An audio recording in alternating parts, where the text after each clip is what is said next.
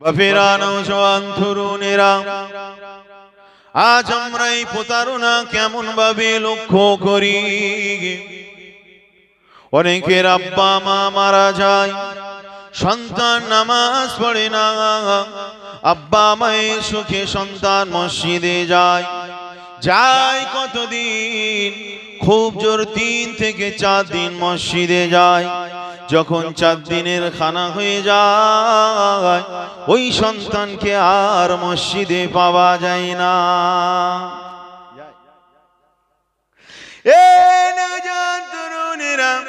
আমার মায়েরা, বোনেরা, আমাদের সমাজে কিভাবে ধোঁকা দেয়। বাপ মারা গিয়েছে, যদি নামাজ না পড়ি লোকে খারাপ বলবে, যদি নামাজ না পড়ি লোকে ছোট বড় কথা বলবে। সেই জন্য বেটা নামাজ পড়েছে, 4 দিনের খানায় যখনই গরুর গোশত পেটে পড়েছে, বেটা বাপের কথা ভুলে গিয়েছে। এ যুবকেরা, তরুণেরা, আবার আমরা লক্ষ্য করলে দেখতে পেয়ে যাই, ওই বেটা নামাজ পড়ে না, কিন্তু বাপের জন্য, বাপের সবরেশানির জন্য 30,000 40,000 টাকা খরচা করে কলমাখানির নামে। করে তো নাকি? কি গো, আমি কলমাখানির বিরোধী বলছি? কলমাখানির বিরোধী বলছি। 30, 40, 50,000 টাকা খরচা করে।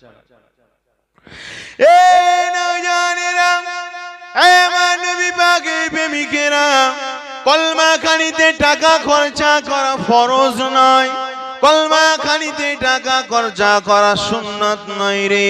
হে যুবকেরা, তরুণেরা, ইসালে সওয়াব আপনি যেমন ইচ্ছা তেমন করতে পারেন। আপনি চাইলে নিজে একা বসে দোয়া করতে পারেন।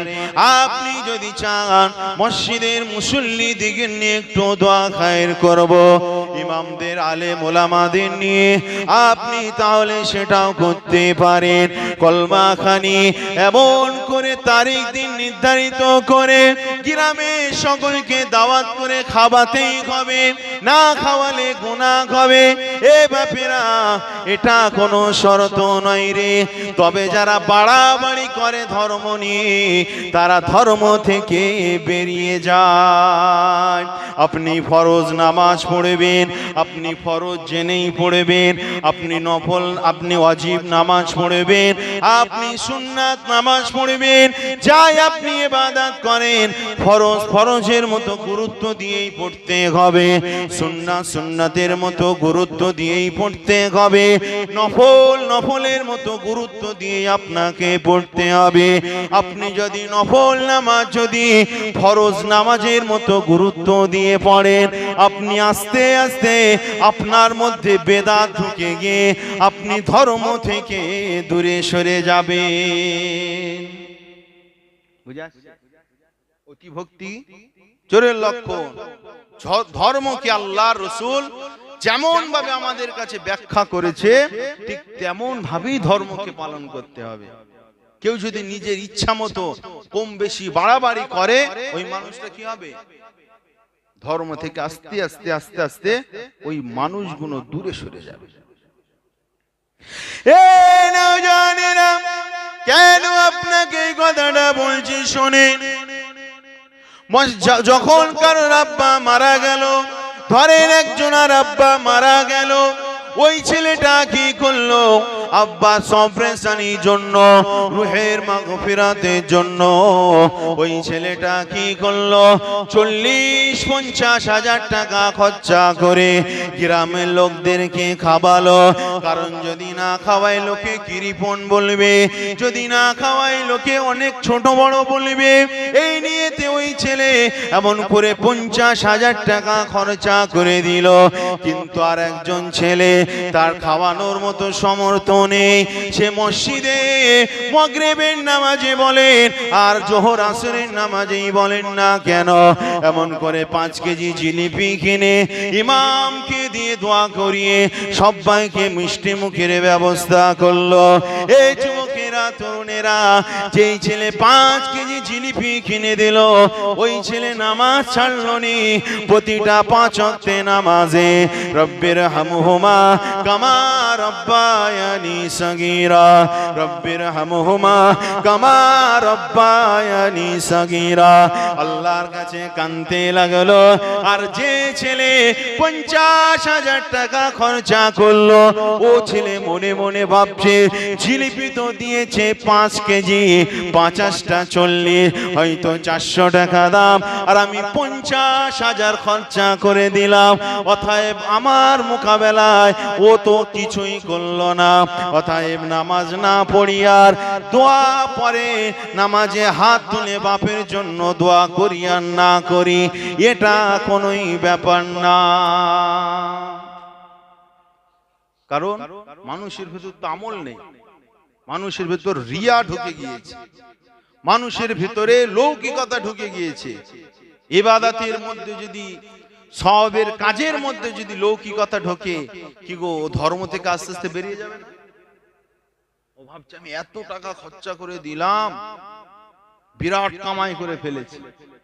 কিন্তু আপনি বুকে হাত দিয়ে বলেন আমি কলমাখানির বিরোধী বলছি, কিন্তু কলমাখানি আমাদের সমাজে এখন একটা মানে কি বলবো রেওয়াজ হয়ে গিয়েছে। সে হাকিকাতে কলমাখানি আর নেই রে বাপ, আছে? হাকিকাতে কলমাখানি নেই।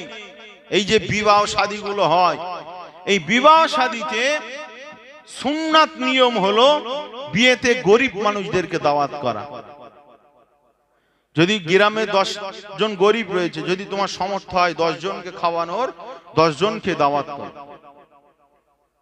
যদি গ্রামে দেখা যাচ্ছে 10 জন গরিব রয়েছে আর আপনার মানে 100 জন খাওয়ানোর সামর্থ্য রয়েছে, আপনি কি করলেন যে 10 জন সমাজ বাঁচতে গিয়ে গরিব বাড়ি থেকেও আপনি 10 জন না নিয়ে, গরিবদেরকে 10 জনকেই না নিয়ে আপনি সমাজ বাঁচতে গিয়ে গরিব থেকে 5 জন, মানে সমাজে এই ঘর থেকে একটা, ও ঘর থেকে একটা নিতে নিতে নিতে নিতে সে গরিব ঘরে মেয়ে রয়েছে, বউ রয়েছে, বাচ্চা রয়েছে, তুমি ওই ঘর থেকে তুমি একজনাকে নিলে, বুঝে আসছে কথা?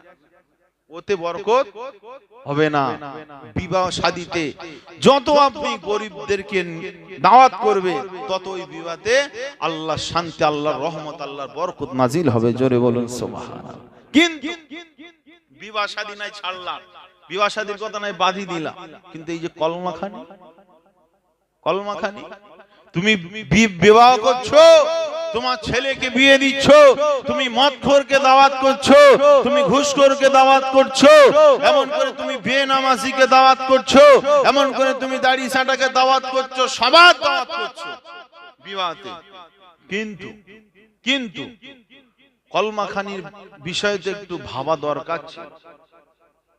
তোমার বাপের জন্য সব রাসানি করছো, তুমি একজন বেনামাজিকে দাওয়াত করছো, কি উপকার পাবে? তোমার গরিব ঘর থেকে তুমি বিয়েতে সমাজ থেকে এক একটা করে নেওয়ার নাম করে নিচ্ছ, ঠিক আছে, কিন্তু কলমাখানিতে তো অন্তত গরিবদের ফ্যামিলি সহ দাওয়াত দেওয়ার দরকার ছিল কি ছিল? দেয় আমাদের সমাজে, আমাদের সমাজে দেয় না কো।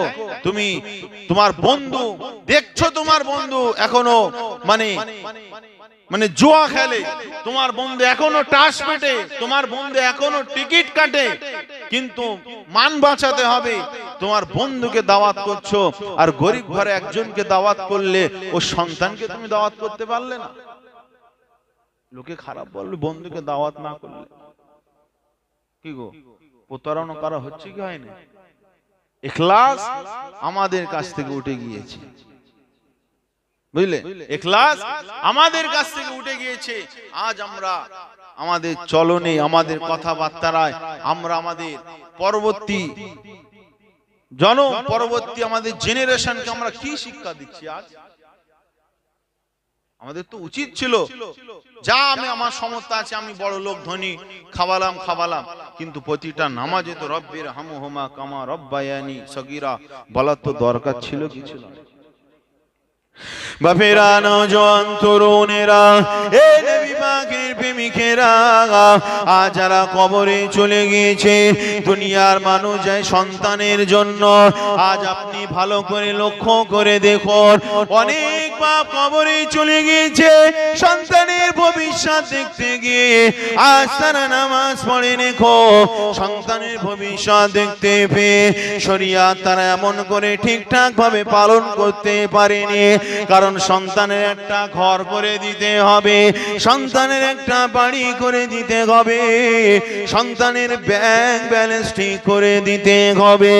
এই যুবকেরা তরুণেরা, অনেক বাপ সন্তানের মায়া সন্তানের মহব্বতে আখিরাতকে ভুলে কবরে চলে গিয়েছে। এই যুবকেরা সন্তান লালন পালন করতে গিয়ে অনেক ইবাদত বন্দেগী ছেড়ে ফেলেছে, আর সেই বাপটা কবরে গিয়েছে। এই যুবকেরা তরুণেরা, আপনার চোখ দিয়ে আপনি মার্ক করেন কারা কারা এমন কাজটা করছে। কারা করছে এমন কাজ? গ্রামে কি এমন সন্তান নেই যে বাপ চলে যাওয়ার পরে একবার তার জন্য একটু মনটা কাঁদে না? আছে? আলোচনা খারাপ লাগছে নাকি? একবারও মনটা কাঁদে না? বলেন বাপ, যেই ছেলেটা ইখলাস কোথায়, যেই ছেলেটা বাপের সবরসানির জন্য 40,000 50,000 টাকা খরচা করলো, ওই ছেলেকে ইমাম সাহেব বলছে যে বাবা জুমার নামাজের পর একটু বসে যাব, যারা আমাদের বংশের পূর্বপুরুষ চলে গিয়েছে তাদের জন্য একটু সবরসানি করব। কি গো, তার বাপের জন্য দোয়া হতো কি হতো না? যদি বলে ইমাম সাহেব যে এই গ্রামে যত মোমেন মোমেনা চলে গিয়েছে সকলের রুহে সওয়াবখানা পৌঁছে দিই, আল্লাহ এই গ্রামে যত মানুষ কবরস্থ হয়ে গিয়েছে যদি কোন রকম আযাবের মধ্যে গ্রেফতার হয়ে যায়, আল্লাহ তাদের কবরের আযাবটাকে মাফ করে দিই। কি গো, ওর বাপ কি ওর অন্তর্ভুক্ত হতো কি হতো না? তো যেই ছেলে 50,000 খরচা করতে পারলো, অত টাকা, সেই ছেলে জুমার নামাজের পরে একটু হাত তুলে আব্বা আম্মার জন্য দোয়া করবে, এই সময়টুকু তার হয় না। কি গো, এই চিটিংবাজি জোর চুরি দাগাবাজি না তা কি? কি গো, এই সমাজকে বোকা বানানো ছাড়া আবার কি? এটা কি বলে, কি ভুল বলছি না? এটাই বাস্তব।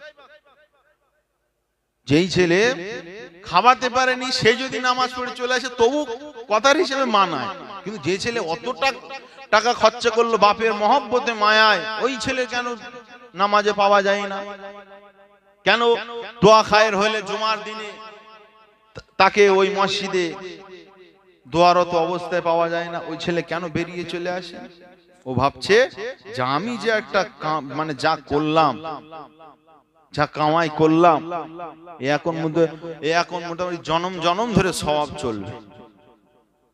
ঠিক না?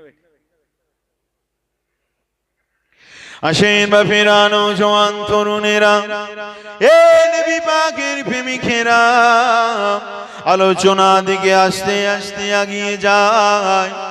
আল্লাযী খালাকাল মাউতা ওয়াল হায়াতা লিয়াবলুয়াকুম আইয়ুকুম আহসানু আমালা।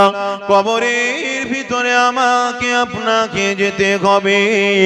আল্লাহ পাক যিনি হায়াত এবং মউতকে বানিয়েছেন, লিয়াবলুয়াকুম আইয়ুকুম আহসানু আমালা, কে আমাদের মধ্যে কর্মে ভালো, আল্লাহ সেটা পরীক্ষা করার জন্য বানিয়েছেন। জোরে বলো সুবহানাল্লাহ। আমার মায়েরা বোনেরা, আমাদের পূর্বপুরুষ অনেকের আব্বা মা চলে গিয়েছে, আজ তো আমি আপনি স্বচক্ষে দেখতে পাচ্ছি ওই সন্তানগুলো তাদের আব্বা মায়ের জন্য আর দোয়া করে না। 2-1 বছর মনে থাকে তাদের নামে কলেমা শরীফ পড়ায়, তাদের নামে কোরআন শরীফ খতম করায়। 3-4 বছর পরে দেখা যায় ও সন্তানের আর বাপের কথা মনে থাকে না, কোন ভাগাড়ে শুয়ে রয়েছে আর খেয়াল থাকে না। এই যুবকেরা তরুণেরা, আজ তো সেটাই তো আমরা দেখতে পাচ্ছি। আমরা কবরে চলে যাবার পরে আমাদের সন্তান, আমাদের জন্য দোয়া করুক চাই না করো, আল্লাহর কাছে কান্নাকাটি করুক চাই না করো, আমাদের নিজের আমল নিজে গুছিয়ে কবরে যেতে হবে। ঠিক না বেটি? বাস্তবটা তো আমরা দেখছি। মসজিদে নামাজ হচ্ছে, বেটা মসজিদের পাশ দিয়ে খৈনি মারতে মারতে যাচ্ছে। ঠিক না বেটি? মসজিদে নামাজ হচ্ছে, দম ফুঁকতে ফুঁকতে যাচ্ছে। কি অবস্থা, কি অবস্থা! মনে করে মরণ ও স্বাভাবিক, মরণ সবার হবে, ও নিয়ে আর অত চিন্তা ভাবনা করার কি দরকার? মরণ তো সবার হবেই হবে, কিন্তু ওই মঞ্জিলটা, ওই জায়গাটাকে নিয়ে একটু চিন্তা করতে হবে না? কে কি আমার জন্য করবে না করবে ওটা বাদ দাও, কে কি করবে না করবে ওটা বাদ দাও। কবরে গেলে আমার আমল অনুযায়ী কবরে আমার সঙ্গে তেমন ব্যবহার করা হবে। ঠিক না বেটা? ধরেন আপনার ছেলে খুব ভালো, ধরেন আপনার ছেলে নামাজি, আপনার ছেলে শরিয়াতের উপরে চলে, এই নওজোয়ান তরুণেরা, আমার আব্বা জানেরা, আপনারা তো মাশাআল্লাহ নামাজ পড়েন। আপনাকে আমি প্রশ্ন করি, আপনি বলেন, আপনার যারা পূর্ববর্তী মানুষ যারা কবরস্থ হয়ে গিয়েছে, কটা জেনারেশনের কথা আজও আপনার স্মরণে আছে? কয় জেনারেশন?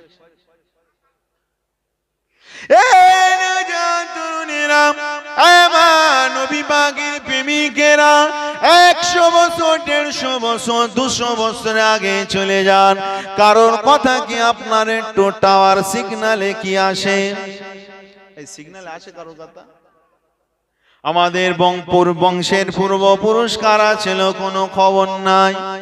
আমি জানি, আমার আব্বাকে চিনি, আমার দাদুকে চিনি, আমার পরদাদুকে, পরদাদুর নামটা নিয়ে আমার সন্দেহ হয়, ইসরাফিল না ইব্রাহিম? কি বলে? আব্বাকে চিনি, দাদুকে চিনি, পরদাদুকে নিয়ে সন্দেহ হয় আমার, ইসরাফিল নাম না ইব্রাহিম নাম। হয়তো আপনি পরদাদুটা ভালো করে জানতে পারে, তারপরে গিয়ে আপনার নাম স্মরণ করতে গেলে হয়তো দলিল দেখতে হবে, তাই তো? নাই তরুণেরা, আমার নবী পাকের প্রেমিকেরা, কান কাড়া করে শুনে নাও বাবা, ঠিক এমন একটা সময় আসবে আমরা যাদের কথা ভাবি না, আজ আমরা ভাবছি লোকে আমাদের কথা ভাববে। আমরা মরে যাবার পরে 200, 250, 300 বছর পার হয়ে যাবে, যাদের জন্য এত করলাম কামাই, পৃথিবীতে যাদের মহব্বতে এত কিছু করলাম, ওদের রক্ত জনম জনম ধরে পৃথিবীতে বসবাস করবে, ইলা ইয়াউমিল কিয়ামা, কিয়ামত পর্যন্ত বসবাস করবে। তোমার কথা একদিন তারা অটোমেটিক্যালি ভুলে যাবে। যাবে কি যাবে না? আমরা যারা ভুলে যাচ্ছি, ওরাও একদিন আমাদের কথা একদম ভুলে যাবে। এটাতে বাবা দুনিয়ার নিয়ম। আমি যতই নামাজ পড়ি, সবার কি মনে থাকে? আর সবার কথা স্মরণে থাকে না, একবারও ভাববে না। আপনি কি একবারও ভাবেন, আহারে আমার সেই কোন পূর্বপুরুষ এত মেহনত করে আমাদের জন্য এই জমি জায়গাগুলো যত্ন করে রেখে দিয়েছে? এক কাজ করি, বছরে বছরে তাদের জন্য একটু ইসালে সওয়াবের, একটু দোয়া খায়ের, একটু কোরআন খতমের একটু মজলিস করি। কি করবে? করে? আমরা করি? আমরা করি না। কাদের জন্য করি? নিজের বাপের জন্য করি। আমি আমার বাপের জন্য করি, কিন্তু নাতিরা দাদুর প্রতি অত টান থাকে না। যখন মানে নাতিরা দাদুর টান থাকে না, যখন তার বাপ মরবে তখন সে বাপের জন্য করবে।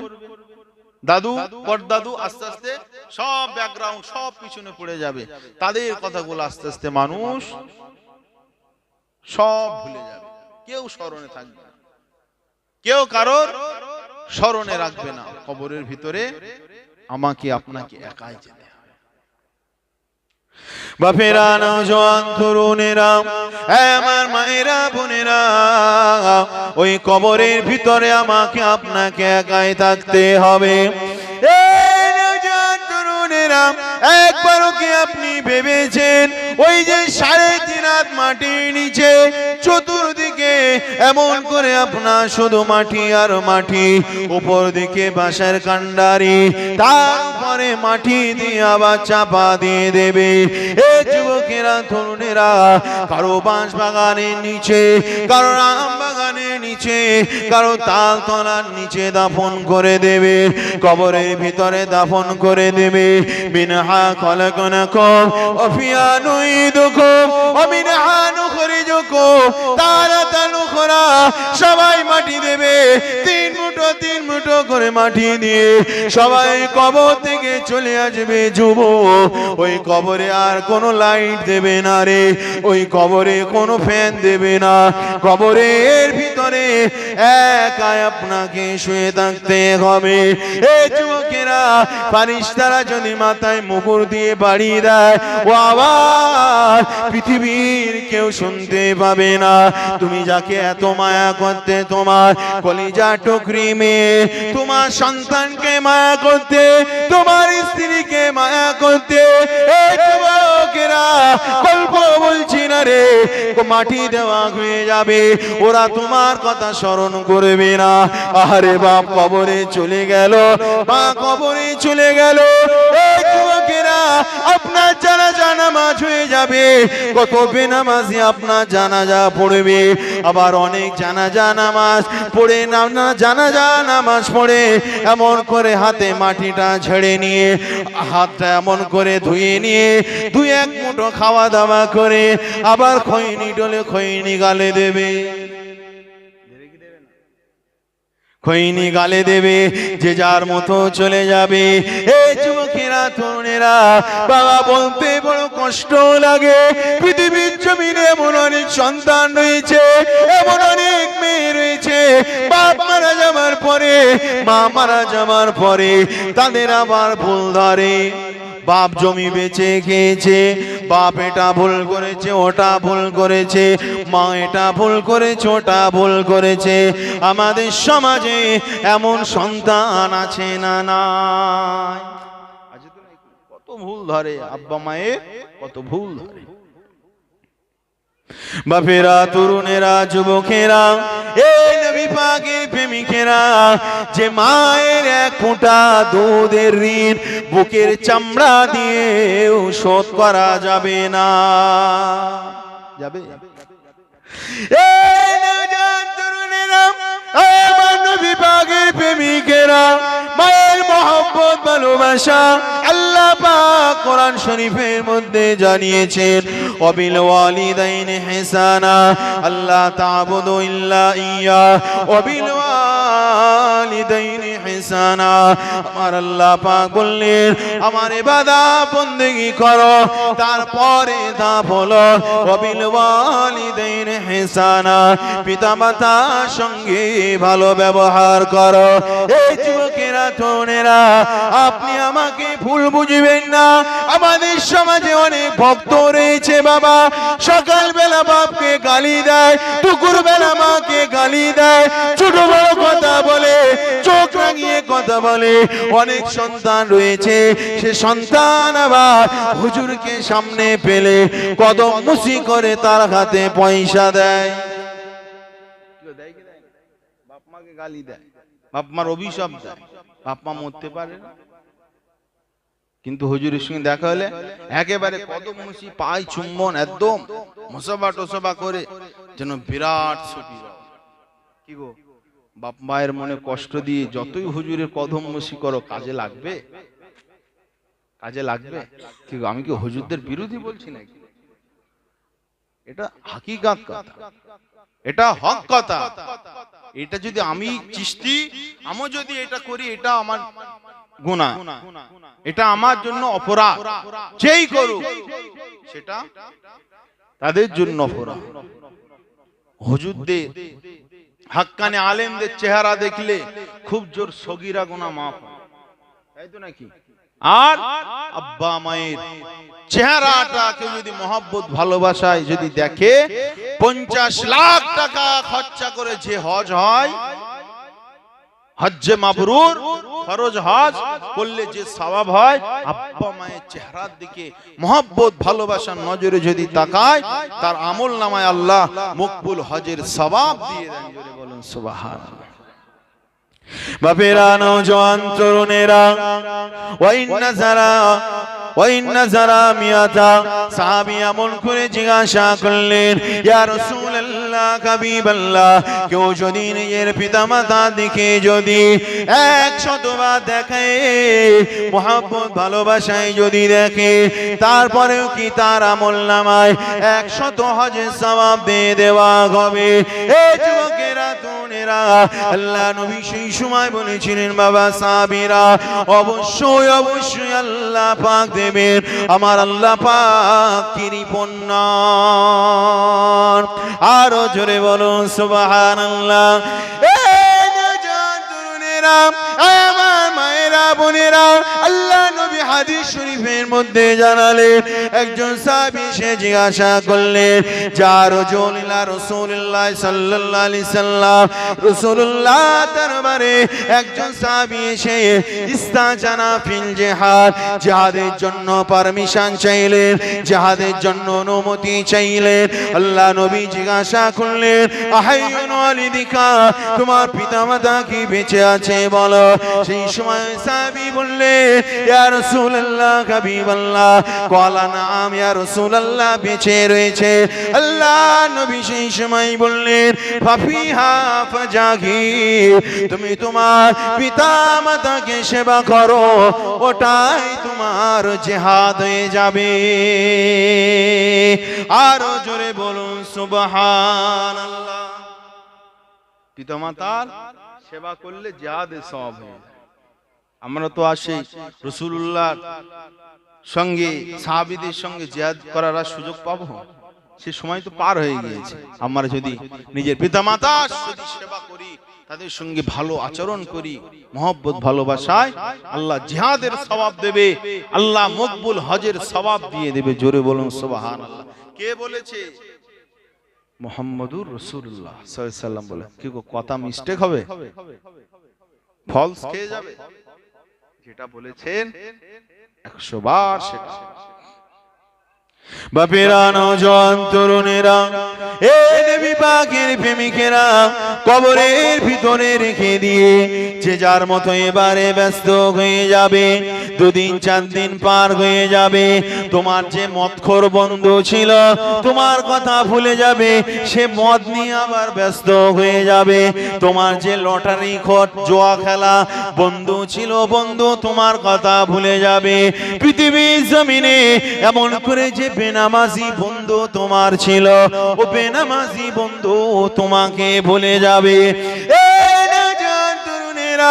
শিক্ষা আমাদের নিতে হবে। বন্ধু মরে যাওয়ার পরে কটা মদখোর বন্ধু নামাজি হয়েছে, বন্ধু মরে যাওয়ার পরে কটা মদখোর বন্ধু, কটা এমন করে লটারি কাটা বন্ধু নামাজি হয়েছে, কটা বেনামাজি বন্ধু নামাজি হয়েছে, কটা হারামকারী বন্ধু হারাম ছেড়ে দিয়েছে। আপনি একবারও কি ভাবেছেন? কি আপনারা দেখেন কি দেখেন না? মদখোরের সঙ্গে যদি বন্ধ করি, ও মরণের পরে মদখোর আবার মদে চলে যাবে, ঠিক না বেটি? আরো 5টা শতা জুটিয়ে মোটামুটি ওর কাজও করে যাবে। তোমার কথা একবারও ভাববে। সেই জন্য বলি, বাবা, আমি আপনি নামাজ পড়ি চাই না পড়ি, এখনো হায়াতে রয়েছি। বাস্তবতা, বাস্তব জিনিসগুলো আজ আমি আপনি তো উপলব্ধি করতে পাচ্ছি তো নাকি? আমার নবী পাকের প্রেমিকেরা, আপনার আব্বা চলে গিয়েছে, আপনার বংশের মুরব্বী চলে গিয়েছে, তাদের জন্য তাদের মদখোর বন্ধু দোয়া করার সময় পায় না, তাদের জুয়া খেলা বন্ধু দোয়া করার সুযোগ পায় না, তাদের লটারি কাটা বন্ধু দোয়া করার সুযোগ পায় না। এই যুবকেরা, তরুণেরা, দোয়া কারা করছে? যাদের সঙ্গে জীবনে কখনো সম্পর্ক করার চেষ্টা করনি, মসজিদের নামাজি মুসল্লি, মসজিদের ইমাম সাহেব, তারাই তো দোয়া করছে। কখনো যাদের সঙ্গে মিশার কথা একবারও চিন্তা করনি, তারাই তো দোয়া করছে। একবারও তাদের সঙ্গে খাতির করলে না, ভালোবাসা দেখালে না, কাঁধে কাঁধ মিলে একবারও চললে না। সারা জীবন নামাজিদের পিছনে ষড়যন্ত্র করে গেলে, সারা জীবন হাজিদের পিছনে ষড়যন্ত্র করে গেলে, সারা জীবন ইমামের পিছনে বিরুদ্ধে ষড়যন্ত্র করে গেলে, আর যাদেরকে পাশে রেখেছিলে আজ তারা নেই। আছে কারা? যাদের বিরোধী করেছিল তারাই আজ আছে। ঠিক না বেটি? তারাই আজ দোয়া করছে। সেই জন্য বাপ, সম্পর্ক অকুনু মা সালিহিন, যারা সালেহ, যারা নেককার, যারা সত্যবাদী, যারা নামাজি, যারা মুসল্লি, যারা দিনদার, তাদের সঙ্গে আমাদের সম্পর্ক করতে হবে। ঠিক না বেটি? তুমি মদখোরের সঙ্গে সম্পর্ক করলে তুমি আস্তে আস্তে খারাপের দিকে চলে যেতে পারবে। হ্যাঁ, তোমার মধ্যে যদি এই ক্ষমতা থাকে যে আমি মদ তো খাবই না, ওকে আমি লাইনে আনার জন্য আমি চেষ্টা করব, এই ইচ্ছাটা যদি থাকে, আপনি একজন মদখোরের সঙ্গে মিশতে পারে। তবে পাড়ার ছেলে হিসেবে বন্ধু না করলে হয়, এই হিসেবে করে ফেঁসে একদিন যাবে, সেদিন কোনো কাজে আসবে। তোমার দুনিয়ায় এই যে লোক দেখানো বন্ধু, তোমার দুনিয়ায় দরদ দেখানো বন্ধুগুলো আর কবরে পাওয়া যাবে না। বাপেরা, নওজোয়ান তরুণেরা, এই নবী পাকের প্রেমিকেরা, কান খাড়া করে শুনে রেখে দাও, ওই কবরের ভিতরে বাবা কেউ যদি বেনামাজি নামাজ ছেড়ে কবরে চলে যায়, কেউ যদি এমন করে শরিয়াত ভুলে কবরে চলে যায়, এই যুবকেরা, কবরের ভিতরে 92টা সাপ দিয়ে দেওয়া হবে। এই নওজোয়ান তরুণেরা, এত ভয়ঙ্কর সাপ রে, এত ভয়াবহ সাপ, ওই সাপের বিষ যদি দুনিয়াতে পড়ে, দুনিয়ায় সবুজ তরুলতা আর পৃথিবীতে জন্মাবে না। ওই সাপ একবার সবল দেবে। আপনি ধরেন ফজরের নামাজ পড়েননি, ফজরের নামাজে একবার সবল দেবে, এমন করে চলতে লাগবে, এত জ্বালা দেবে এই যুবকেরা, আর এত জোরে সবলটা মারবে, আপনি মাটির নিচে গর্তে পুঁতে যাবেন। আপনি ওই গর্ত থেকে উঠতে উঠতে আপনার জোহরের নামাজের সময় হয়ে যাবে। জোহরের সময় ওই সাপ আবার সবল দেবে। এই যুবকেরা, ওই সাপ বলতে লাগবে, এ আল্লাহর বান্দারে, তুই কেন জোহরের নামাজ পড়িসনি? জোহরের নামাজে আবার সবল দেবে। এই যুবকেরা এমন করে একত্র করে নামাজ আসবে, আর বলবে তুই নামাজটা কেন পড়িসনি? আবার তাকে সবল দেবে। এই যুবকেরা পড়তে এমন করে সবল খেতে খেতে ওই মানুষটার হঠাৎ করে একদিন শুক্রবারের সময় ওই মানুষটাকে আর সাপে সবল দেবে না। সেই সময় বলতে লাগবে, এ আল্লাহর বান্দা, জুমার নামাজ পড়ার কারণে এখন আর তোকে সবল দিলাম না। ওই বান্দাটা আবার আসরের সময় যাবে, তখন গিয়ে আবার সবল দেবে রে। এই যুবকেরা, তরুণেরা, ওই সময় ওই মানুষটা আফসোস করতে লাগবে, আরে দুনিয়াতে যদি নামাজ না ছাড়তাম আর সাপে সবল আমাকে খেতে হতো না। কিন্তু সেদিন আফসোস করে আর কোনো লাভ হবে? সেদিন আফসোস করে আমাদের কোনো লাভ হবে না। ওটা তো সাপের সবল। এখনো তো সেই অন্ধ ফেরেশতার মুগুরের বাড়ি তো এখনো বাকি আছে, তাই তো নাকি? ফেরেশতাদের আল্লাহ কান বধির করে দেবে, শোনার ক্ষমতা থাকবে না। কবরে যারা আযাব দেবে, চোখে দেখার কোনো ক্ষমতা থাকবে না। মানে চোখে যদি না দেখে আর কানে যদি না শোনে, কি গো তার অন্তরে মায়া জন্মাবে বলে মনে হয়? নিষ্ঠুরের মতো কবরের ভিতরে মারতে লাগবে, পুরো ঝাঁঝরা হয়ে যাবে। যাদের জন্য দুনিয়াতে করেছো কামাই,